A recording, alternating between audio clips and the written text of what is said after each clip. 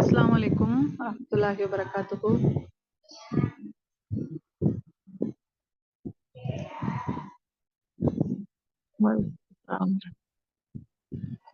எப்போதுமே இத்தனை மெம்பர்ஸ் தான் அட்டன் பண்றீங்களா? 4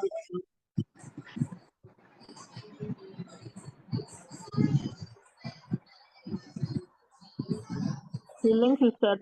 10, 8, 7 அந்த மாதிரி வந்து ஒவ்வொரு நாளைக்கு ஒவ்வொன்னு வராங்க. மேக்ஸிமம் போச்சு அப்டின்னா 12, 11 அதுதான். இல்ல அதுதான். கிளாஸ் ஸ்டார்ட் பண்ணலாமா? வெயிட் பண்ணலாமா? அவங்க வந்துருவாங்களா? ஒரு 7:20 அந்த மாரி கொஞ்சம் கொஞ்சம் வந்துட்டு ஒரு 11, 12 வரைக்கும் வராங்க சிஸ்டர். ஆனா ஒரு 15 மினிட்ஸ்க்கு அப்புறம் வந்து 12 மெம்பர்ஸ் இருப்பாங்க. ஓ 15 or சரி. 20 மினிட்ஸ்க்கு அப்புறம். சரி அப்ப நம்ம ஸ்டார்ட் பண்ணலாம். அவங்க வந்துக்கட்டும் இன்ஷா அல்லாஹ். ஓகே. أعوذ بالله من الشيطان الرجيم بسم الله الرحمن الرحيم رب اشرح لي صدري ويسر لي أمري واحلل عقدة من لساني يفقهوا قولي سبحانك لا علم لنا إلا ما علمتنا إنك أنت العليم الحكيم. அல்ஹம்துலில்லாஹ். நம்ம இஸ்லாமிக் சைக்காலஜி பாடத்துல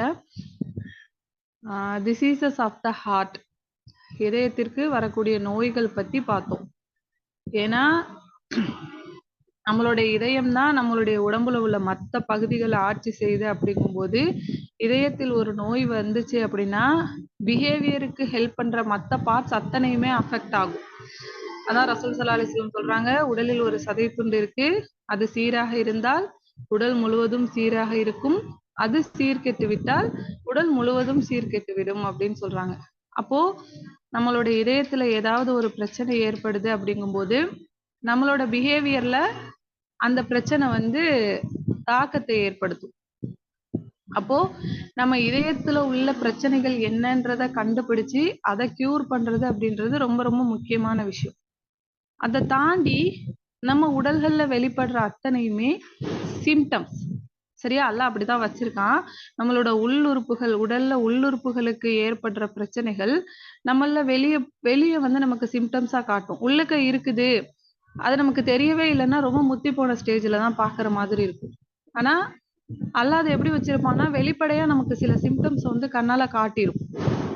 அப்போ அது இண்டிகேஷன் என்ன அப்படின்னா உள்ளுக்குள்ள ஏதோ ஒரு பிரச்சனை இருக்கு.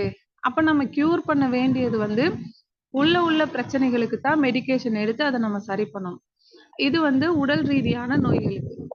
அப்போ உள்ள ரீதியான நோய்கள் அது பார்க்கும்போது நம்மளோட இதயத்தை சில நோய்கள் பிடிச்சுக்குது.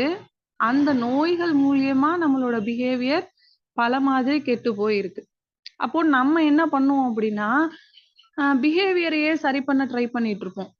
நான் இப்படி இருக்கேன், நான் அதிகமா கோபப்படுறேன், அதிகமா நான் எரிஞ்சு விழுகிறேன், யார்கிட்டயும் என்னால சகஜமா பேச முடியல, பழக முடியல, நான் ரொம்ப மக்களை பார்த்தா ஒதுங்குறேன், எனக்கு ரொம்ப கூச்ச சுபாவமா இருக்குது. இந்த மாதிரி நிறைய பிஹேவியரல் ப்ராப்ளம்ஸ் வந்து சொல்லுவோம். இதுக்கு ரீசன் வந்து என்னவா இருக்கும் அப்படின்னா உள்ளுக்குள்ள நம்மளை தொற்றுக்க சில நோய்களா இருக்கும். அந்த வரிசையில மிகப்பெரிய நோய், ரொம்ப பெரிய கொடிய நோய் அப்படின்ற வரிசையில ஃபர்ஸ்ட் எதை பார்த்தோம் அப்படின்னா என்ன பார்த்தோம்? எந்த நோய் பத்தி பார்த்தோம்?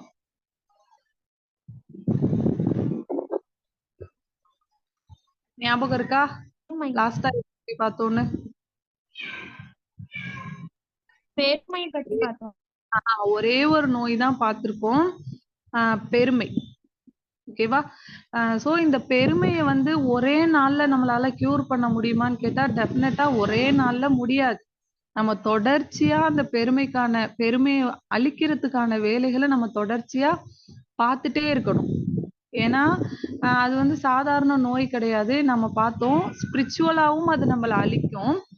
ஸ்பிரிச்சுவலா எந்த மாதிரி அழிக்கும்? ரசூல் ஸல்லல்லாஹு அலைஹி வஸல்லம் சொல்றாங்க, எவனுடைய உள்ளத்தில் கடுகளவு பெருமை இருக்கோ அவனால சொர்க்கத்துக்குள்ளே போக முடியாதுன்றாங்க. அப்ப அது ஸ்பிரிச்சுவலா அவனை ரொம்ப பாதிக்கும். பிஹேவியரலா பாதிக்குமான்னு கேட்டா பிஹேவியரலாவும் அவனை ரொம்ப பாதிக்கும். பெருமையுள்ளவனால மக்கள் கிட்ட போய் சகஜமா ஒரு ஒரு அழகான முறையில அவனால பழக முடியாது. யார் ஒருத்தவங்க எது பேசினாலும் அவனோட ஈகோ கிளாஷ் ஆகிட்டே இருக்கும். பொதுவா அவனால நிம்மதியா இருக்க முடியுமான்னு கேட்டா நிம்மதியா இருக்க முடியாது. இப்ப எக்ஸாம்பிளுக்கு நான் நினைச்சிட்டு இருக்கேன், இந்த ட்ரெஸ்ல நான் ரொம்ப அழகா இருக்கேன், நான் அழகா இருக்கேன்னு நினைச்சா அது வேற. ஆனா நான் மட்டும்தான் அழகா இருக்கணும் அந்த கூட்டத்துலன்னு நினைக்கும் போது எனக்கு நோய் முத்தி போச்சுன்னு அர்த்தம். இப்ப நான் ஒரு சபைக்கு போறேன், யாருமே என்ன கண்டுக்கலன்னு வச்சுக்கோங்களேன், யாருக்கும் பாதிப்பு கிடையாது. அந்த இடத்துல என்னோட ஈகோ நிறைய அடிபடும். ஏன் என்னை யாரும் கண்டுக்கல, ஏன் நான் அழகா இருக்குன்னு சொல்லல. இன்னொன்னு என்ன ஆகும்னா, என்ன தவிர மத்தவங்கள சொல்லும் போது அது ஒரு நோய் இருக்கு. என்ன தவிர மத்தவங்கள சொல்லும் போது இன்னும் என் ஈகோ ரொம்ப கிளாஷ் ஆகி அந்த இடத்துல நான் போன சந்தோஷத்தையே என்னால அனுபவிக்கவே முடியாம போயிடும். அது மாதிரி பெருமை உள்ளவங்களுக்கு கோபம் ஜாஸ்தியா வரும்னு பார்த்தோம். So behavioural problem, psychological problem, பெருமை உள்ளவங்களுக்கு சைக்காலஜிக்கலா நிறைய நோய்கள் வரும் அவங்களுக்கு. ஓகேவா? ஸோ தனிமை அடைவாங்க, இந்த மாதிரி நிறைய பிரச்சனை அவங்களுக்கு வரும்னு சொல்லிட்டு பார்த்தோம். அப்போ பெருமையை நாம அகற்ற வேண்டியது, பெருமையை களையறதுக்கான வேலைகள் பார்க்க வேண்டியது ரொம்ப ரொம்ப ரொம்ப ரொம்ப முக்கியம். ஓகேவா? அடுத்து இன்னைக்கு நாம பார்க்க போறது பெருமையோட பிரான்ச், பெருமையோட குட்டிங்கிற மாதிரி சொல்லலாம். சரியா?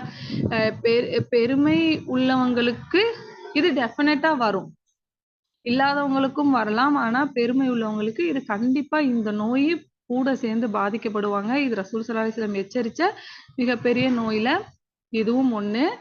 அது ஹசத், அதாவது பொறாமை. ஓகேவா? இப்போ ஃபர்ஸ்ட் ஹசத் அப்படின்னா என்னன்னு தெரிஞ்சுக்கணும்.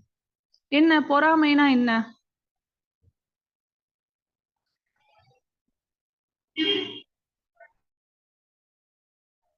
பொறாமைனா என்னமா?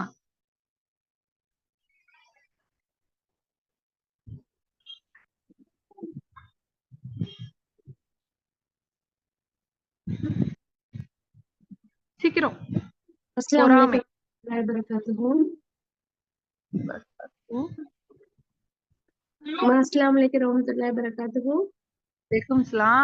இது வந்து ரெக்கார்டிங் கிளாஸ் போயிட்டு இருக்கு. சோ கிளாஸ் பொறாமைண்டா வந்துமா நம்மள்ட்ட இல்லாத குணம் வந்து ஒருவர்கிட்ட இருக்கும்போது பார்த்து அதை வந்து இது பண்றது.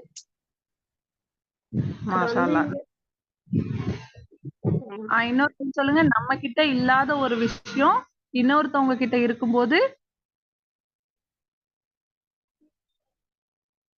வர்ற எமோஷனுக்கு காழ்ப்புணர்ச்சி, ஒரு எமோஷன், ஒரு காழ்ப்புணர்ச்சி. அதுக்கு பேரு பொறாமை. மாஷா அல்லாஹ், நல்ல பதில். வேற யாராவது சொல்றீங்களா? பொறாமைனா என்ன? ஒருவரோட வளர்ச்சி இல்ல அப்படின்னா அவங்க கிட்ட இருக்கிறத கொண்டு நம்மளுக்கு வந்து மனம் தாங்க முடியாம அவங்க கிட்ட ஒரு மோதல் மாதிரி நம்ம ஏற்படும்ல, அந்த ஒரு இதுதான் பொறாமை, இந்த ஒரு உணர்ச்சி. மாஷா அல்லாஹ், அதுதான் முதல்ல ஒரு விஷயத்துக்கான டெஃபினேஷன் நமக்கு புரியணும். எக்ஸாக்ட்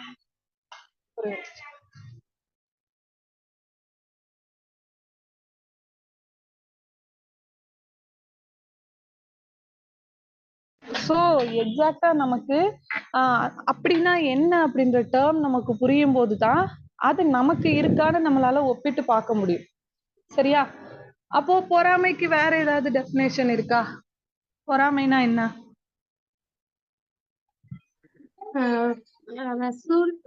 அல்லாஹ் வந்து ஆதம் அலைஹிஸ்ஸலாத்தை படைச்சிட்டு சைத்தானை வந்து சஜிதா செய்ய சொல்லும் பொழுது, நானே நெருப்பால் படைத்தவன், நபி ஆதம் நபியோ மண்ணால் படைத்தவன், மண்ணு வந்து நெருப்பு வந்து மண்ணை அணைக்கக்கூடியதா இருக்குது, நான் தான் உயர்ந்தவன் அப்படின்னு சொல்லிட்டு சஜிதா செய்யல. அப்ப அவனை வந்து தடுத்தது வந்து இந்த பொறாமைதான் வந்து தடுத்துச்சு. நான் வந்து நானும் பெரியவன் நீ சின்னவன் அப்படின்ற ஒரு இதுல அந்த உண்மைய வந்து மறுத்துருச்சு. உண்மையை வந்து ஏத்துக்கல, அப்படித்தானே? சரி, ஓகே. ஆக்சஸ் இருக்கா?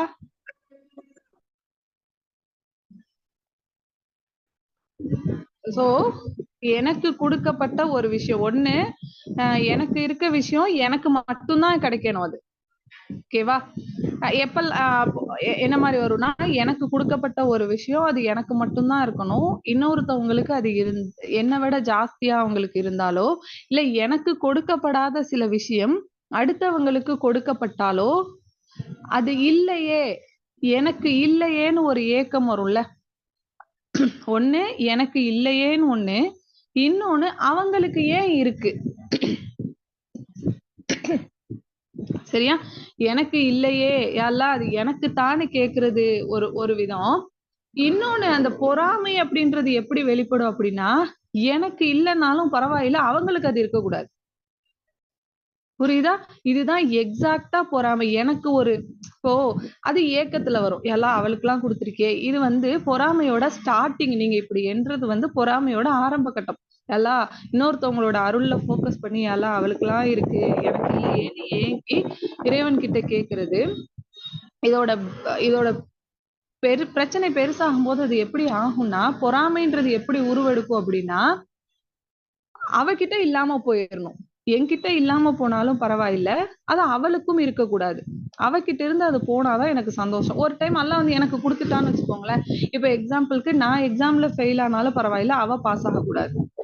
நம்ம எப்படி கேட்போம்? நார்மலான ஆளுங்க எப்படி கேட்போம்? ஏல நானும் பாஸ் ஆகணும், அவளும் பாஸ் ஆகணும், நானும் பாஸ் ஆயிரணும். ஆனா பொறாமைக்காரர்களோட எண்ணம் எப்படி இருக்கும்னா, அவ பாஸ் ஆயிரக்கூடாது. நான் ஃபெயில் ஆனாலும் பரவாயில்ல. அவ ஃபெயில் ஆயிடணும். அவ பாஸ் ஆயிடக்கூடாது. சோ இந்த இன்னொருத்தவங்க கிட்ட இருந்து ஒரு அருள் பிடுங்கப்படணும். அது எனக்கு இல்லைனாலும் பரவாயில்ல. இன்னொருத்தவங்க கிட்ட இருந்து அந்த அருள் பிடுங்கப்படணும்ன்ற அந்த எமோஷன் தான் பொறாமை. ஓகேவா? அல்லாஹ் தஆலா இத வந்து கண்டிக்கிறான். ஓகேவா? இந்த சூரா நிசால 32வது அத்தியாயத்தை பாருங்க. வலா தத்தமன்னஉ மா ஃபல்லல்லாஹி பிஹி. அல்லாஹ் சிலருக்கு கொடுத்த அருள். ஏன்னா இது வந்து நல்லா உள்வாங்குங்க. ஏன்னா பெருமையும் பொறாமையும் ஒன்னோட ஒண்ணு ஒட்டி நம்ம உள்ளத்துக்குள்ள வந்துரும். ஓகேவா? இந்த பொறாமைனால என்ன நோய் வரும்ன்றது நான் சொல்றேன். சைக்காலஜிக்கலா என்ன ப்ராப்ளம் வரும்ன்றது பார்க்கலாம். ஆனா இப்போ என்ன என்ன அல்லாஹ் சொல்றான் பொறாமை பத்தி, எவ்வளவுலாம் நம்மள வார்ன் பண்றான்னு தெரிஞ்சுக்கோங்க. அல்லாஹ் ஒருத்தருக்கு உங்களை விட அதிகமான அருள், ஒருத்தரை தாண்டி இன்னொருத்தவங்களுக்கு அல்லாஹ் கொடுத்திருக்க அருள் மேல நீங்க ஃபோக்கஸ் பண்ணாதீங்க. நீங்க ஆசைப்படாதீங்க. ஆணும் சரி, பெண்ணும் சரி, அவரவர் எதை சம்பாரிச்சாங்களோ அது அவரவருக்கு கிடைக்கும். நீங்க அல்லாஹ்வோட அருளை நீங்க கேளுங்க. ஏன்னா அல்லாஹ்க்கு எல்லாமே தெரியும் அப்படின்னு சொல்றாங்க. இன்னல்லாஹ கான பிகுல்லி ஷைஇன் அலீம். அல்லாஹ் ஒவ்வொரு விஷயத்த பத்தின சுப்ஹானல்லாஹ். உங்கள யாராவது பொறாமைன்ற நோயினால அவதிப்பட்டுட்டு இருந்தீங்கன்னா, இந்த வசனத்தை ரொம்ப கிளியரா புரிஞ்சுக்கோங்க. இந்த ஒரு வசனம் போதும் எக்ஸாக்ட்டா நமக்கு அந்த நோயை கிளியர் பண்றதுக்கு. முதல் விஷயம், அடுத்தவங்களுக்கு கொடுக்கப்பட்ட அருளை நீங்க பார்க்காதீங்க, ஆசைப்படாதீங்க. முதல் விஷயம். 2வது விஷயம், உங்களுக்குன்னு எது பிரிக்கப்பட்டிருக்கோ அது உங்களுக்கு வரும். ஓகேவா? இப்ப என்னென்ன அருள்லாம் அடுத்தவங்களுக்கு கொடுத்திருக்கத பார்த்து நம்ம ஆசைப்படுவோம்னா, ஒண்ணு அழகு, அறிவு, பவர், ரெக்கக்னிஷன், எல்லா இடத்துலயும் ரோல் பிளே பண்ணுமா. இப்போ ஒரு வீட்டுல 2 பசங்க இருக்காங்கன்னு வச்சுக்கோங்களேன். அம்மா அப்பா பாசம் காட்டும் போது பொறாம வரும். இல்ல 2 வீட்டுக்கும் நீங்க இந்த மாதிரி 2 பசங்க இருக்க வீட்டுக்கு மருமகளா போறீங்கன்னு வச்சுக்கோங்களேன். இந்த பொறாம வரும். என்ன அப்படின்னா, என் மாமியாரு என்னை விட மூத்தவங்க மேலதான் ரொம்ப பாசமா இருக்காங்க. இல்ல மூத்தவங்களுக்கு பொறாமை என்னன்னா, என்னை விட சின்னவங்க மேலதான் பாசமா இருக்காங்க. என் மேல பாசமா இல்ல. அவ மேல எப்படி இவ்வளவு நாள் என் மேல பாசமா இருந்துட்டு இப்ப எப்படி அவ வந்துதான் அவன் மேல காட்ட போச்சு. இந்த மாதிரி ஹஸ்பண்ட் வந்து அவங்களோட தங்கச்சி கிட்ட பாசம் காட்டும் போது, ஹஸ்பண்ட் வந்து அவங்க அம்மா கிட்ட பாசம் காட்டும் போது, இந்த மாதிரி எல்லா இடத்துலயுமே நம்ம ஈஸியா நினைச்சிட்டு இருக்கோம், நம்ம எல்லாம் யாரை பார்த்து பொறாமப்பட போறோம்னு. ஆனா சில பிஹேவியருக்கு பின்னாடி ஒளிஞ்சிருக்கிறது இந்த பொறாமைன்ற விஷயமா தான் இருக்கும். சரியா? அப்போ அல்லாஹ் ஒரு வார்ன் பண்றான். ஒரு ஆளுக்கு கொடுத்த அருட்கொடை மேல நீங்க ஆசைப்படாதீங்க. ஒரு ஆளோட இன்னொரு ஆளுக்கு அருட்கொடை ஜாஸ்தியா வழங்கப்பட்டுச்சுன்னா நீங்க அதை ஃபோக்கஸ் பண்ணாதீங்க, அதுக்கு ஆசைப்படாதீங்க. ஏன்னா யாருக்கு என்ன கொடுக்கணுமோ எல்லாம் பிரிச்சு பிரிச்சு சொல்றான் பாருங்களேன். ரிஜாலி நசீபும் மிம்மா கசபு. ஒரு ஆணுக்கு பிரிக்கப்பட்டது அது அவனுக்கு கிடைக்கும். ஒரு பொண்ணுக்கு என்ன ஷாரோ அது அவளுக்கு கிடைக்கும். அப்போ அவராருக்கு பிரிக்கப்பட்டது. உங்களுக்கு என்ன அழகு கொடுக்கணுமோ, உங்களுக்கு என்ன பணம் கொடுக்கணுமோ, உங்களுக்கு என்ன பதவி கொடுக்கணுமோ அதை தீர்மானிச்சது அல்லாஹ் தஆலா. இறைவன் எதை உங்களுக்கு தீர்மானிச்சானோ, எது உங்களுக்குன்னு பிரிக்கப்பட்டிருக்கோ அது உங்களுக்கு வழங்கப்பட்டிருக்கும். அதையும் மீறி உங்களுக்கு வேணும் அப்படின்னா நீங்க அல்லாஹ் கிட்ட கேளுங்க. வஸ்அலுல்லாஹ மின் ஃபல்லிஹி. அவனுடைய அருள்ல இருந்து நீங்க அல்லாஹ் கிட்ட கேளுங்க. ஏன்னா இன்னல்லாஹ கான பிகுல்லி ஷைஇன் அலீம். அவனுக்கு தெரியும், ஒவ்வொரு விஷயத்த பத்தின ஞானமும் அவனுக்கு தெரியும்.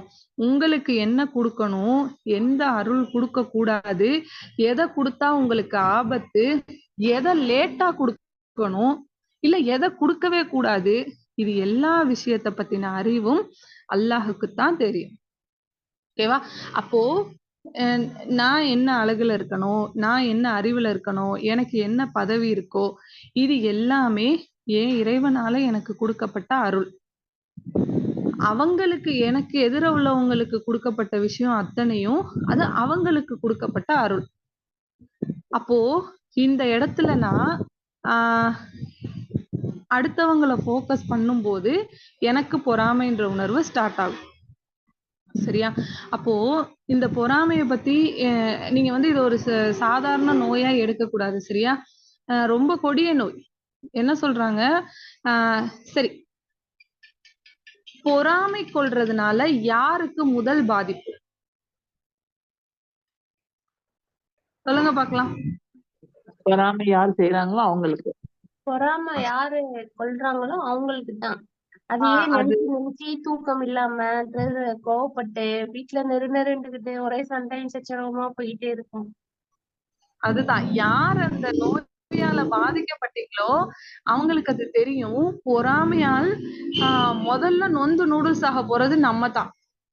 அடுத்தவங்க பாதிக்கிறது அது 2வது. அதான் ரசூல் ஸல்லல்லாஹு அலைஹி வஸல்லம் என்ன தெளிவா சொல்றாங்க, நீங்க பொறாமையை தவிர்த்துக் கொள்ளுங்கள். ஏனெனில் நெருப்பு விறகை தின்பது போல பொறாமை உங்க நன்மையை தின்றும். ரசூலுல்லாஹ் எது பேசும்போதுமே ஸ்பிரிச்சுவலா பேசுவாங்க. சரியா? அப்போ உங்கள நன்மைகளை தின்றும் அப்படின்னு சொல்றாங்க. ஆனா நெருப்பு இருக்குல்ல, ஒரு விறகு வந்து எரியும் போது தன்னை எரிச்சுக்கிட்டு தான் இன்னொருத்தல அழிக்குது. அப்படித்தானே? விறகுதான் நமக்கு நெருப்ப தருதுங்கும் போது விறகு தன்னைத்தானே அழிச்சு சாம்பல் ஆக்கிக்கிட்டு தான் ரசூல் ஸல்லல்லாஹு அலைஹி வஸல்லம் சொல்லும்போது அது உங்க நன்மையை எரிச்சிருன்றாங்க. ஆனா நீங்க பொதுவா பிராக்டிக்கலா யோசிச்சு பாருங்களேன். விறகு தன்னைத்தானே அழிச்சிக்கும் போதுதான் அது இன்னொரு 10 குடிசையை அழிக்க முடியும். அப்ப அது முதல்ல நொந்து நொந்து நொந்து அது யாரு இந்த நோயால பாதிக்கப்பட்டாங்களோ அவங்களுக்கு நல்லா தெரியும்.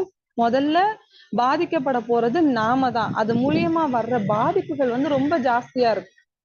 இமாம் ஹசன் ரஹ்மத்துல்லாஹி அலைஹி சொல்றாங்க, பொறாமை ஒருத்தருக்கு வந்திருக்குன்னு வச்சுக்கோங்களேன். ஒரு நோய் இருக்கு.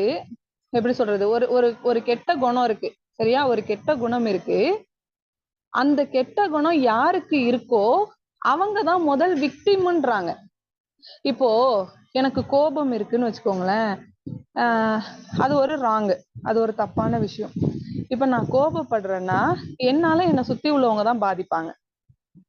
சரியா? இந்த மாதிரி சில இப்ப வந்து நான் ரொம்ப கொடூரக்காரி, எல்லாரையும் அடிக்கிறேன், எல்லாரையும் என் வார்த்தைகளால நோகடிப்பேன்னு வச்சுக்கோங்களேன். இது ஒரு தவறான ஒரு அநீதமான செயல்னா என்கிட்ட இந்த செயல் இருந்துச்சு அப்படின்னா என்னை சுத்தி உள்ளவங்க தான் பாதிக்கப்படுவாங்க, அடுத்தவங்க தான் பாதிக்கப்படுவாங்க. ஆனா பொறாமைய பத்தி சொல்லும் போது என்ன சொல்றாங்க, ஒரு தவறு இருக்கு, அந்த தவறை யார் செய்யறாங்களோ அவர்கள் தான் பாதிக்கப்பட்டவர்கள் சொல்றாங்க. அவங்க தான் விக்டிம். அப்போ விக்டிம்னா பாதிக்கப்பட்டவங்க.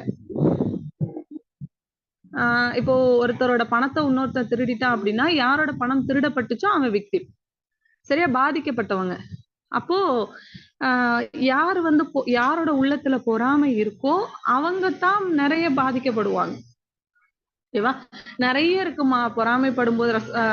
அல்லாஹ் குரான்ல ஒரு துவாவை சொல்லி தரான்ல, ஹாசிதின் இதா ஹசத் மின் ஷர்ரி ஹாசிதின் இதா ஹசத். பொறாமைக்காரன் பொறாமை கொள்ளும் போது ஏற்படும் தீங்கை விட்டு பாதுகாத்துத்தா. ஏன்னா அவனுக்குள்ள அவ்வளோ நெகட்டிவ் எனர்ஜி இருக்கும் அந்த சமயத்துல பொறாமைப்படும் போது.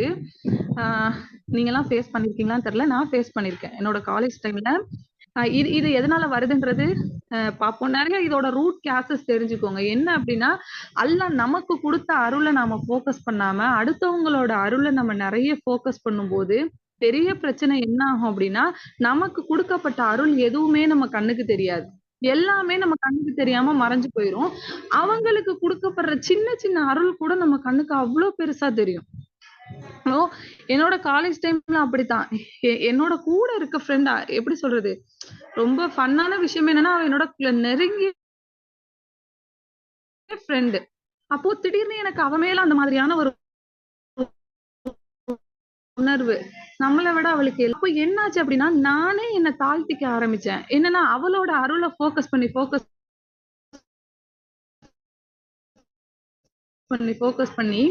அல்லாஹ் எனக்கு இவ்வளவு அருள் கொடுத்திருக்கான், என்னால என்ன முடியும், நான் என்ன விஷயத்தை என்ஹான்ஸ் பண்ணிக்கலாம்னு எதையுமே நான் ஃபோக்கஸ் பண்ணவே இல்ல. ஒரு சபையில அவளையும் பேச சொல்லுவாங்க, என்னையும் பேச சொல்லுவாங்க. ஈக்குவல் அந்தஸ்து குடுத்தாலும் எனக்கு அது தெரியவே தெரியாது. எப்படி இருக்கும்னா, ஒண்ணு அவ என்னோட க்ளோஸ் ஃப்ரெண்ட், இன்னொன்னு நம்ம உள்ளத்துல அல்லாஹ்வோட அச்சம் இருக்கனால அவளுக்கு எந்த கெடுதலும் நம்ம நினைக்க போறதில்ல, நினைக்க கூடாது, நினைக்க மாட்டோம். அப்போ அவளுக்கு கெடுதலும் செய்ய முடியாம, என்னால அந்த நோயை சரி பண்ணிக்கவும் முடியாம எவ்வளவு வேதனையா இருந்திருக்கும் பாருங்க. டெய்லி அழுகத்தான். ஒவ்வொரு டைமும் அவளை பார்க்கும்போது, அவ மேல அந்த அந்த உணர்வு வரும்போது ஒவ்வொரு டைமும் மனசு அவ்வளவு வேதனையா இருக்கும். ஒரு டைம் என்ன பண்ணிட்டேன்னா, அவகிட்டயே சொல்லி அவ்வளவு அழுதேன். எனக்கு இந்த இந்த மாதிரியான ஒரு உணர்வு இருக்கு, எனக்கு எப்படி இதுல இருந்து வெளியே வர்றதுன்னு தெரியல, வேற வழி எனக்கு தெரியவே இல்ல. அப்போ அந்த மாதிரி சொல்ல போனா, ஏன் இது இவ்வளவு பெரிய நோய்னு சொல்லியிருக்கேன்னா, அத்தனை வருஷம் நான் பாதிக்கப்பட்டிருக்கேன். அப்போ அல்லாஹ்வுடைய அருட்கொடைகள் எதுவுமே நம்ம கண்ணுக்கு தெரியாம போயிடும்.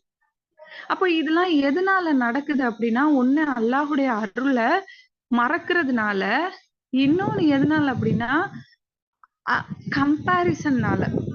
ஓகேவா? இதுல எது உங்க ப்ராப்ளம்னு பாருங்க. அடுத்தவங்க கூட நம்மள அதிகமா கம்பேர் பண்றனால இந்த பிரச்சனை நடக்கும். ஓகேவா? எனக்கு இது இருக்கு, அவளுக்கு இது இல்ல, இல்ல அவளுக்கு இது இருக்கு, எனக்கு இது இல்ல. இந்த மாதிரி அதிகமா கம்பேர் பண்ணும்போது இந்த பொறாமைன்ற நோய் வந்து பெருசா உருவெடுக்க ஆரம்பிக்கும். இதனால பிரச்சனை என்ன ஆகும் அப்படின்னா, இறைவன் எனக்கு கொடுத்த அருட்கொடைகள் என் கண்ணுக்கு தெரியாம போயிடும். சரியா? இந்த பிரச்சனை எங்க ஆரம்பிச்ச பிரச்சனை, யாருக்கிட்ட இருந்து வந்த பிரச்சனை, யார் மூலியமா உருவாகிறதுன்றத நம்ம கிளியரா புரியும் போதுதான் இந்த விஷயத்தோட சீரியஸ்னஸ் நமக்கு புரியும். இதுல இருந்து நம்ம எந்த அளவுக்கு தவிர்ந்திருக்கணும்ன்ற விஷயமும் நமக்கு புரியும். சரியா? இப்போ ஆதம் அலைஹிஸ்ஸலாத்துக்கும் எல்லாத்துக்குமே நம்ம இப்லீஸ் கிட்டதான் போகணும். சரியா? ஆதம் அலைஹிஸ்ஸலாத்தை அல்லாஹ் படைச்சிட்டு அவன் கிட்ட ஸ்டார்டிங்ல இருந்தது பெருமை. என்ன? எல்லா ஜின்களை விடையும் எனக்கு இறைவன் ப்ரையாரிட்டி கொடுத்திருக்கான், எனக்கு ஒரு தனிப்பட்ட அந்தஸ்து கொடுத்திருக்கான்ற பெருமை, கர்வம் அவன் உள்ளத்துக்குள்ள இருந்துச்சு. சரியா? இப்போ என்ன ஆகுது, அந்த பெருமையோடைய அவன் வந்து சொர்க்கத்தை சுத்தி வரான். அப்ப திடீர்னு அல்லாஹ் என்ன பண்றான், இப்ப இந்த உங்களுக்கு ஸ்கிரீன்ல தெரியுமா வசனம், இதுபடி அவன் நடக்கிறான். அல்லாஹ் என்ன பண்றான், இன்னொரு ஒரு ஜெனரேஷனுக்கு அல்லாஹ் கண்ணியத்தை கொடுக்க போறான். இப்போ அப்போ அல்லாஹ் என்ன பண்றான், ஆதம் அலைஹிஸ்ஸலாத்தை படைச்சு இப்லீஸ்க்கு கொடுக்கப்பட்டது மாதிரி ஒரு சிறந்த அந்தஸ்து, அதை விட ஒரு சிறந்த அந்தஸ்து வந்து அல்லாஹ் ஆதம் அலைஹிஸ்ஸலாத்துக்கு கொடுக்க முடிவு பண்றான். இப்போ இந்த இடத்துல இப்லீஸ்க்கு வந்த உணர்ச்சி பேரு பொறாமை. என்ன பொறாமைனா, என்கிட்ட இப்போ வந்து பிரச்சனை, பொறாமைக்காரர்களுக்கு பிரச்சனை எங்கன்னு பாருங்களேன். இப்போ ஆதம் அலைஹிஸ்ஸலாத்துக்கு கண்ணியம் கொடுக்கப்பட்டதால, ஆதம் அலைஹிஸ்ஸலாத்துக்கு பிரியாரிட்டி கொடுக்கப்பட்டதால இப்லீஸோட கண்ணியம் ஏதாவது குறைக்கப்பட்டுச்சாமா? அல்லாஹ் இப்லீஸை ஏதாவது நோண்டுனானா? இப்லீஸோட கண்ணியத்துல ஏதாவது கை வச்சானா? இப்லீஸ சொர்க்கத்தை விட்டு போன்னு சொன்னானா? ஏதாவது நடந்துச்சாங்க? இப்லீஸுக்கு எந்த பிரச்சனையுமே இல்ல. இப்லீஸ்க்கு அங்க ஒரு பிரச்சனையும் கிடையாது. அவனோட கண்ணியம் அது அப்படியே தான் இருக்கு. ஆனா அந்த பொறாமைன்ற உணர்வு என்ன பண்ணுது, எனக்கு கிடைச்சது ஆதமுக்கு கிடைக்க கூடாது, அது எனக்கு மட்டும்தான் கிடைக்கணும்.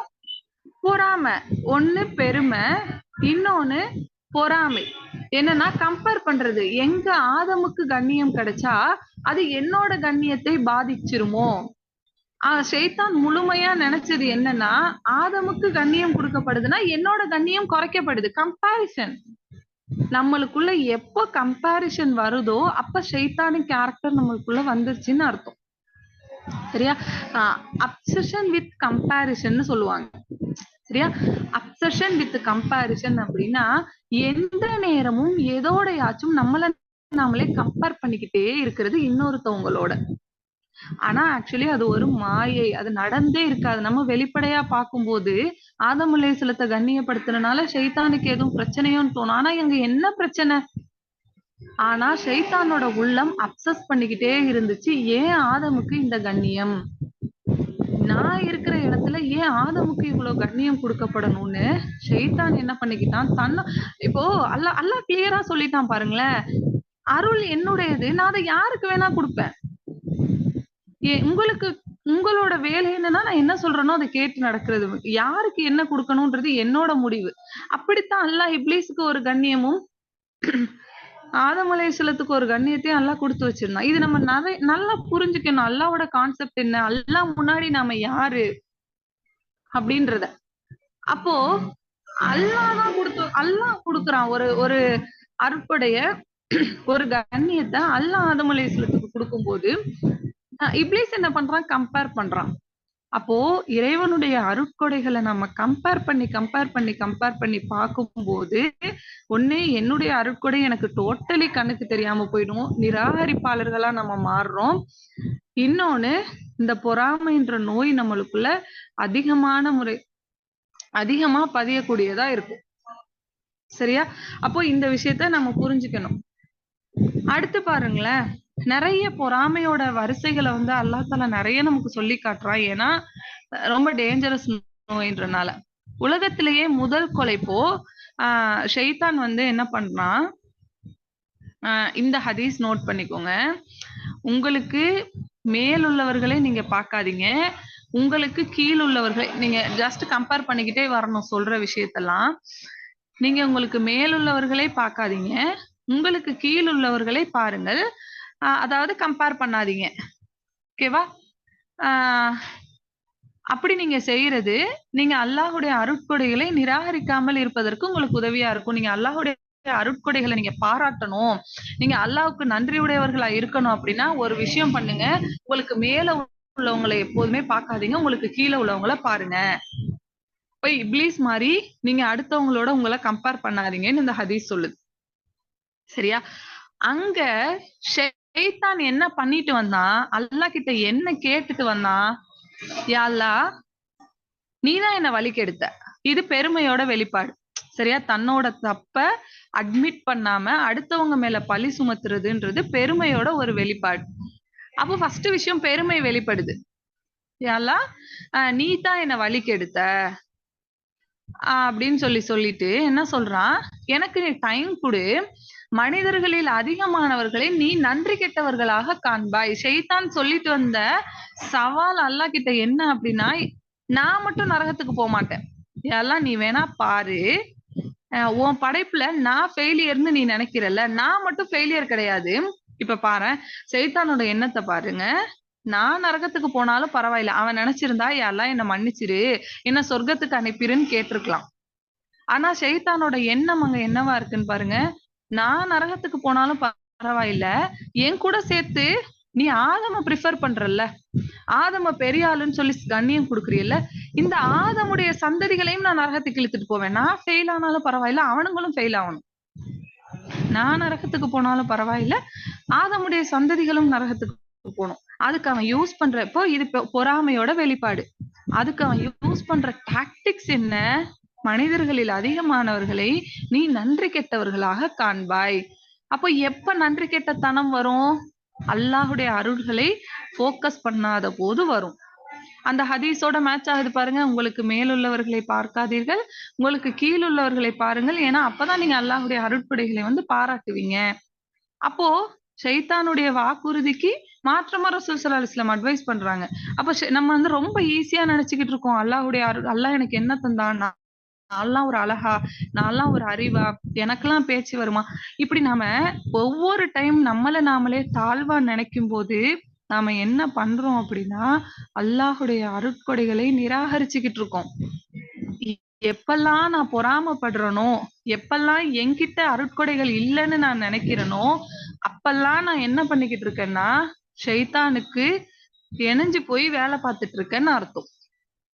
ரொம்ப கிளியரா புரிஞ்சுக்கணும். நமக்கு நிறைய பயான்ஸ்ல பண்ணிருப்பாங்க, பொறாமப்படாதீங்க,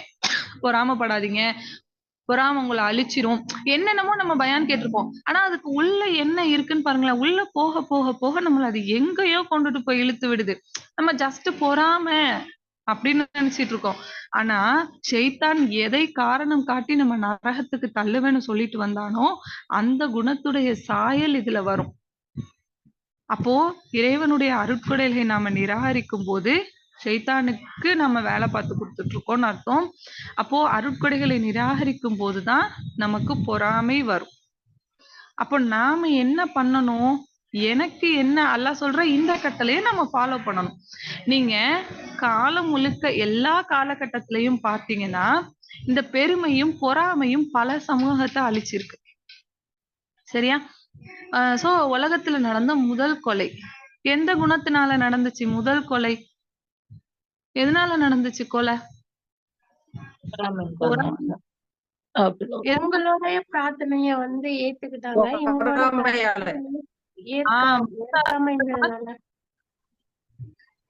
பொறாமை. ஒரு மனுஷனுக்கு ஏற்படுற பொறாமை அவனை எந்த அளவுக்கு பிஹேவியரல் ப்ராப்ளம்ஸ்குள்ள இழுத்து கொண்டு போய் விடும்னா கொலை பண்ற அளவுக்கு கொண்டு போய் விடும். இதே மாதிரி வரலாற்றுல வேற ஒரு எக்ஸாம்பிள் இருக்கு, கண்டுபிடிங்க பாக்கலாம். யூசுப் அலைஹிஸ்ஸலாமோட அல்லாஹ் அதேதான். இப்போ கொலை பண்றதுன்றது பிஹேவியரல் ப்ராப்ளம், அப்படித்தானே? பிஹேவியர்ல இருக்க பிரச்சனை. அப்போ பொறாமை ஒரு மனுஷனை சிந்திக்கவே விடாது, அவனை மனுஷனாவே நடக்க விடாது. புரியுதா? அது வந்து பொறாமையால அவதிப்படுறவங்களுக்கு தெரியும். அதுவும் அல்லாஹ்வுடைய அச்சம் அவங்க உள்ளத்துல இல்லைன்னா தொலைஞ்சாங்க. சரியா? அப்போ முதல் கொலை பாருங்க, ஏன் இறைவன் என்னுடைய குர்பானியை ஏத்துக்கல? அது ஒரு பிரச்சனைனா ஏன் உன்னோடதை ஏத்துக்கிட்டான்? இதுதான் பெரிய பிரச்சனை. ஏன் இறைவன் இப்போ அவனுடையதை ஏத்துக்கலன்னு கஷ்டமா இருந்துச்சு அப்படின்னா அவன் அல்லாஹ் கிட்ட முறையிட்டு இருப்பாங்க. காபில் வந்து அல்லாஹ் கிட்ட யா அல்லாஹ் ஏன் அல்லாஹ் என்னோட நீ குர்பானியை ஏத்துக்கல அப்படின்னு ஃபீல் பண்ணி அழுகதான் வந்திருக்கும். ஆனா ஹாபில கொல்லணும்னு தோணுதுன்னா ஏன்? ஏன்னா ஏன் உன்னோட குர்பானியை அல்லாஹ் ஏத்துக்கிட்டான். அப்போ உன்னை கொன்னுட்டா என்னோட பொறாமை உணர்வு அடங்கிரும். நீ ஏன் இல்லைன்னா என்னோட பிரச்சனை சரியாயிடும்ன்ற எண்ணம். அப்போ பொறாமை நம்ம யார் நம்மளை சுத்தி உள்ள யாரு மேல பொறாமைப்பட்டாலும், இப்ப நான் சொன்னேன் என் ஃப்ரெண்டு மேல பொறாமை இருக்கும்போது அவ லீவ் போட்டா எனக்கு ஜாலியா இருக்கும். அவ என்ன பண்ணா? அவ பாட்டுக்கு இருக்கா. ஆனா எனக்கு அவ லீவ் போட்டு ஊருக்கு போயிட்டானா எனக்கு அவ்வளவு ஜாலியா இருக்கும். அவ இல்ல காலேஜ்ல அவ இல்ல அப்படின்னா நான் அவ்வளவு பீஸ ஃபீல் பண்ணுவேன். அவளுக்கு எதிரா என்னால எதுவும் பண்ண முடியாது. ஆனா ஏதாவது ஒண்ணு நடந்துச்சு, அவ வீட்டுக்கு போறா, லீவுக்கு 10-15 நாள் போறா அப்படின்னா ஓகே நம்ம ரிலாக்ஸா இருக்கலாம். அப்ப மட்டும்தான் என்னால ரிலாக்ஸா இருக்க முடியும். இல்லைன்னா மனசு அவ்வளவு வேதனையா இருக்கும். அப்போ பொறாமை யாரு மேல இருக்கோ அவங்க இல்லைன்னு இருக்க கூடாது. அப்ப மட்டும்தான் அந்த உணர்வே அழியும். வேற எதனாலையும் அழிக்க முடியாதுன்ற தாட் வந்து ஊறிடும். நீங்க யூசுப் அலைஹிஸ்ஸலாத்தோட ஹிஸ்டரி எடுத்து பாத்தீங்கன்னா அவங்க பிரதர்ஸ்க்கு பொறாமை வரும். அப்போ ஒரு நிமிஷம், அவங்க அவங்களுடைய பிரதர்ஸ்க்கு பொறாமை வரும்போது அவங்க உண்மையிலே ஒரு ப்ராப்ளம சால்வ் பண்ணணும், ஒரு நார்மல் மனுஷனா சால்வ் பண்ணணும் அப்படின்னா என்ன பண்ணிருந்திருக்கலாம்? அவங்க வாப்பா கிட்ட போய் பேசி இருந்திருக்கலாம். வாப்பா நீங்க வந்து யூசுப் மேல மட்டும் பாசமா இருக்கீங்க, எங்களுக்கு உங்க பாசம் வேணும். இல்ல வாப்பாவோட பாசத்தை பெறறதுக்கான வேலைகள், இதுதான் ஆர்கானிக்கான ஒரு வேலை. ஆர்கானிக்கா ஒரு மனுஷனோட உள்ளம் இருக்கு, பியூரா இருக்குன்னா வாப்பாவோட பாசத்தை பெறறதுக்கான என்ன பண்ணி யூசுப் வந்து வாப்பாவோட பாசத்தை வந்து கெயின் பண்ணிக்கிறான், நம்மளும் அதை செய்வோம், அதை செஞ்சிருப்பாங்க. ஆனா அவங்களுக்கு வந்தது நோய், பொறாமை. அப்போ அவங்க என்ன பண்ணாங்க? யூசுஃப ஒழிச்சா மட்டும்தான் வாப்பாவோட பாசம் நமக்கு கிடைக்கும். அவங்க எல்லாம் ஒரு தாய் பெத்த பிள்ளைங்க, ஏன் நம்மளுக்கு அந்த பாசம் கிடைக்காம யூசுஃபுக்கு கிடைக்கணும்? அப்போ இங்க எங்களுக்கு பாசம் கிடைக்கணும்ன்றத தாண்டி ஏன் யூசுஃபுக்கு கிடைக்குதுன்ற பொறாமைதான் மேஜர் ரோல் பிளே பண்ணுது. அப்போ அந்த எண்ணம் அவங்களை என்ன பண்ணுது? யூசுஃபை தீர்த்து கட்டினாதான் நமக்கு அந்த லவ் கிடைக்கும். யூசுப் அலைஹிஸ்ஸலாமே இல்லாட்டினாதான் அவங்களுக்கு அந்த எரிஞ்சுக்கிட்டு இருக்க உணர்வு வந்து அடங்கும். அப்போ இந்த எல்லா விஷயமும் பொறாமையோட சீரியஸ் பிஹேவியரல் ப்ராப்ளம். இப்போ இந்த பொறாமை இறை நிராகரிப்புக்கு கொண்டு கொண்டு போய் விடும். இப்போ நம்மள மாதிரி ஆளுங்க நிராகரிப்புங்கும் போது யார் இறைவனை நன்றி மறக்கிறாங்களோ அது நிராகரிப்பை சேரும். இறைவன் எனக்கு கொடுத்த அருட்கொடையை நான் மறுக்கிறேன் அப்படின்னா அது நிராகரிப்புல தான் வரும். சரியா? அப்போ இன்னும் சில நிராகரிப்பு இருக்கு. எக்ஸ்ட்ரீம் கேசஸ் இருப்பாங்க. எவ்வளவு பேர் இறைவனையே நிராகரிப்பாங்க. பொறாமை ஏன் எனக்கு தரல, ஃபர்ஸ்ட் என்ன பண்ணுவாங்க, கிட்ட உள்ளவங்க ப்ளேம் பண்ணுவாங்க. இப்போ யூசுப் அலைஹிஸ்ஸலாம் அவங்க எதுக்குன்னா யூசுஃபை ப்ளேம் பண்ணுவாங்க. அப்புறம் யூசுப் அலைஹிஸ்ஸலாத்தோட வாப்பாவை ப்ளேம் பண்ணாங்க. கொஞ்சம் தாண்டி போனா அல்லாவே ப்ளேம் பண்ணிடுவாங்க. ஏன் அல்லாஹ் தரல, ஷைத்தான் பண்ணான்ல, ஏன் அல்லாஹ் தான் இந்த வழி கெடுத்தான், அல்லாஹ் ஏன் எனக்கு இது தரல. அப்போ எங்க போய் முடிஞ்சிரும் அப்படின்னா அல்லாஹ்வே ப்ளேம் பண்ற மாதிரி போகும். இந்த பொறாமை உணர்வோட உச்சம் வந்து இப்படி போகும். அப்போ ஒரு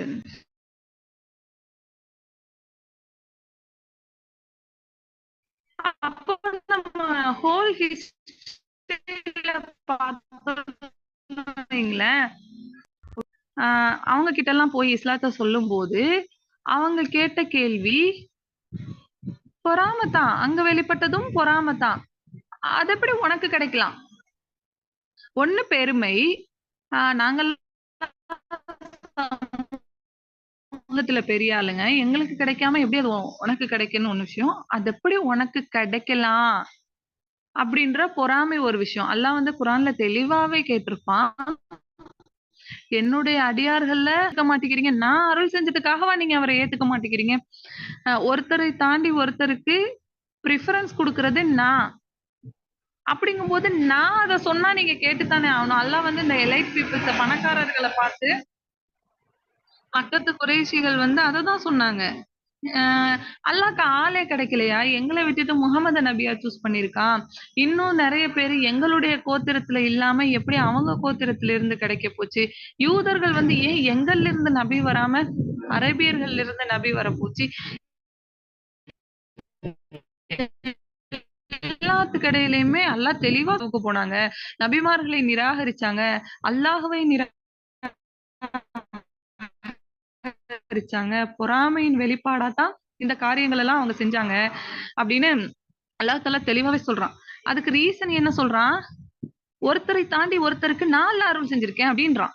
இது நம்ம தெளிவா நம்ம மனசுல பதியும் போது யாருடைய அருட்படைகளையும் பார்த்து நமக்கு வந்து ஒரு ஏக்கமே வராது. இப்போ இன்னும்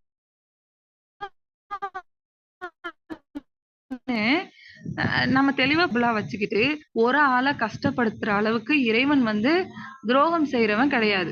சில ரியாலிட்டிஸ் நமக்கு புரியும் போது பொறாமை நம்மள உள்ளத்தை விட்டே மறைஞ்சிரும். சரியா? சில ரியாலிட்டிஸ் நமக்கு புரியணும். என்ன அப்படின்னா, இந்த உலகத்துல எல்லாருமே சோதிக்கப்படுறதுக்காக தான் வந்திருக்கும். சரியா? சோ இவ்ளோ நேரம் சொன்னதுல ஒண்ணு, உங்களுடைய அருட்படைகளை நீங்க ஃபோக்கஸ் பண்ணுங்க. அடுத்தவங்களோட அருள்களோட உங்களுக்கு கம்பேர்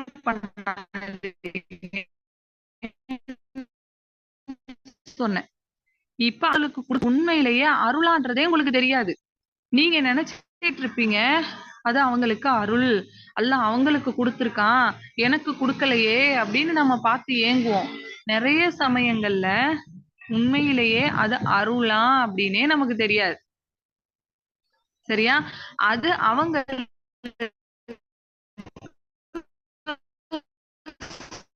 சோதனையாக கூட, ஏன் எல்லாரையும் அல்லாஹ் சோதிக்கிறதுக்காகத்தான் படைச்சிருக்கேன் அப்படிங்கும் போது யாரையும் சும்மா விட மாட்டான். சரியா? சில பேருக்கு அல்லாஹ் சில விஷயங்களை கொடுத்து சோதிப்பான், சில பேருக்கு அல்லாஹ் அதை கொடுக்காம சோதிப்பான். சரியா? அப்போ என் பக்கத்து வீட்டுக்காரியோட மாப்பிள்ளை எப்ப பார்த்தாலும் பட்டுப்புடவையும் நகையும் வாங்கி கொடுக்குறான்னு உங்களுக்கு பொறாமை வந்துச்சு அப்படின்னா, உங்களுக்கு உங்க மாப்பிள்ளைய கொடுக்க விடாம அல்லாஹ் சோதிக்கிறான்னா, அவங்களுக்கு அவங்க மாப்பிள்ளைய கொடுக்க விட்டு அது எல்லாருமே ஒரே கேட்டகரியில தான் இருக்கும். டெஸ்ட். ஓகேவா? சோ நம்ம எல்லாருமே ஒரே கேட்டகரியில தான் இருக்கோம். நீங்களும் டெஸ்ட்ல தான் இருக்கீங்க, உங்க பக்கத்து வீட்டுக்காரங்களும் டெஸ்ட்ல தான் இருக்காங்க. சரியா? பல சமயத்துல நான் நிறைய பேரை பார்த்து சொல்ற விஷயம் அதுதான். என்னோட சிஸ்டர் வந்து பல வருஷமா இந்த பொறாமை. பொறாமையால ஒரு நோய் வரும்னு சொன்னேன். என்ன நோய் அப்படின்னா இன்ஃபீரியாரிட்டி காம்ப்ளெக்ஸ். சரியா? யாருக்காவது அந்த பிரச்சனை இருந்திருக்கா? ஸோ எனக்கு இருந்திருக்கு. ஸோ நிறைய நான் கவுன்சிலிங் போயிருக்கேன். எனக்கு இன்ஃபீரியாரிட்டி காம்ப்ளெக்ஸ் இருக்கு. இன்ஃபீரியாரிட்டி ஏன்னா அல்லாஹ் எனக்கு எல்லா அருளும் கொடுத்துருக்கான். எல்லாமே கொடுத்தும் எனக்கு ஏன் அந்த உணர்வு அப்படின்னா இந்த பொறாமைன்ற ஒரு விஷயத்த நான் வளர்த்துக்கிட்டனாலதான் இந்த நோய் எனக்கு. அடுத்தவங்களோட அருட்படைகளை அதிகமா நான் ஃபோக்கஸ் பண்ணனாலதான் இந்த இன்ஃபீரியாரிட்டி காம்ப்ளெக்ஸ் எந்த அளவுக்கு நம்மளை கொண்டு போய் விடும்னா டிப்ரெஷன் அளவுக்கு நம்மளை கொண்டு போய் விட்டுரும். ஓகேவா? இதுக்கு இதுக்கு சில காரணங்கள்லாம் இருக்கு. அது நம்ம இன்ஷால்லா அடுத்த கிளாஸ்ல பார்ப்போம். இதெல்லாம் சரி பண்ணிக்க நம்ம என்ன பண்ணிக்கணும் அப்படின்னு. ஆனா முதல்ல பிரச்சனையை புரிஞ்சுக்கோங்க. அப்போ பொறாமை ஏற்படும் போது இன்ஃபீரியாரிட்டி காம்ப்ளெக்ஸ் இருக்கும். இன்னொன்னு யாருக்கு இன்ஃபீரியாரிட்டி காம்ப்ளெக்ஸ் இருக்கோ அவங்களுக்கு பொறாமை. இப்படி இன்டர்சேஞ்சா வந்துட்டே இருக்கும். சரியா? அப்போ இந்த இன்ஃபீரியாரிட்டி காம்ப்ளெக்ஸ்ன்றது ஒரு நோய். சரியா? ஒரே நிமிஷம் தான்.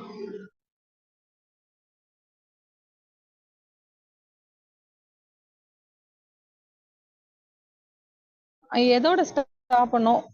அல்லாஹ் நமக்கு கொடுத்த அருட்கடைகளை ஃபோக்கஸ் பண்ணாத போது அது சொல்லிட்டு இருந்தேனா? என்ன லாஸ்டா பேசிட்டு இருந்தேன்? இன்ஃபீரியாரிட்டி வந்து ஒரு நோய் சொன்னீங்க. ஓகே.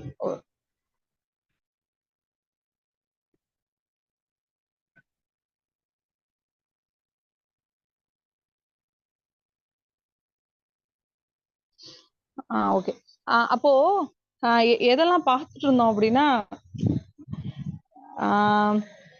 மனுஷனை எந்த அளவுக்கு கொண்டுட்டு போய் விடும், கொலை பண்ற அளவுக்கு கொண்டு போய் விடும். சோ இந்த மாதிரி மன ரீதியான நோய்கள். ஓகேவா? சோ ஒரு மனுஷனை இன்ஃபீரியாரிட்டி காம்ப்ளெக்ஸ் யாரெல்லாம் ஃபேஸ் பண்ணிருக்கீங்கன்னு கேட்டேன். யாராவது ஃபேஸ் பண்ணிருக்கீங்களா இன்ஃபீரியரா இருக்கிறது? இன்ஃபீரியர்னா என்னன்னு தெரியுது தானே?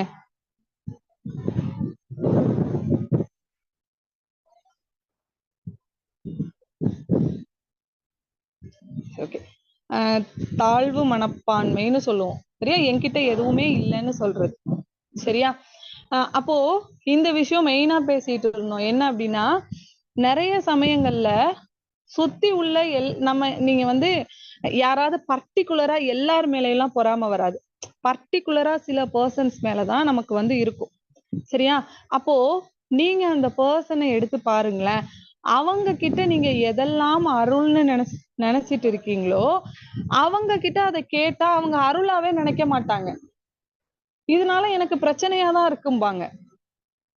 இதனால நான் ஏதோ ஒரு விஷயத்த ஃபேஸ் பண்ணிக்கிட்டு இருக்கேன். இதனால இப்ப வந்து சில பேர் நம்ம நினைச்சிட்டு இருப்போம், என் மாப்பிள்ள வந்து என்கிட்ட பாசமாவே இருக்க மாட்டேங்கிறாங்க, அவ மாப்பிள்ள எல்லாம் அவகிட்ட அவ்வளவு பாசமா இருக்கு. இப்ப அவள்கிட்ட கேட்டேன்னு வச்சுக்கோங்களேன், ஐயோ என் ஹஸ்பண்ட் பாசமா இருக்கு, எனக்கு பெரிய டென்ஷனா இருக்குடி, எங்கேயுமே வெளியே விட மாட்டேங்கிறாரு, ஒரு 5 நாள் கூட போய் அம்மா வீட்டுல இருக்க முடியல, வான்னு தொந்தரவு பண்றாரு, இவ்வளவு பாசமா இருக்கிறது கூட கடுப்பாதான் இருக்குன்னு அவ சொல்லுவா.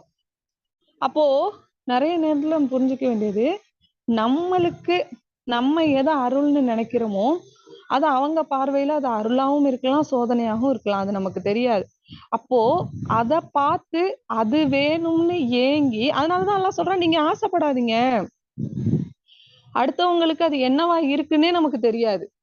அப்போ அல்லாஹ் சொல்றான்ல, ஒவ்வொரு விஷயத்த பத்தி எனக்கு தெரியும்ன்றான்ல. அப்போ எனக்கு எதை தரணும்ன்றது அல்லாஹ்க்கு தெரியும். எனக்கு எவ்வளவு கொடுத்தா எனக்கு தாங்க முடியும் அப்படின்றத அல்லாஹ் நல்லா அறிஞ்சவன். அப்ப அததான் எனக்கு தந்திருக்கான். அப்போ முழுமையா இறைவன் எனக்கு கொடுத்த விஷயத்த நான் ஏத்துக்கும் போது எனக்கு இந்த பொறாமைன்ற நோய் நம்மளை விட்டு ஓடிடும். சரியா? அப்போ என் சிஸ்டர் பத்தி சொல்லிட்டு இருந்தேன். அவளுக்கு பல வருஷமா இந்த பிரச்சனை இருக்கு. ஓகேவா? பொறாமை இருக்கு.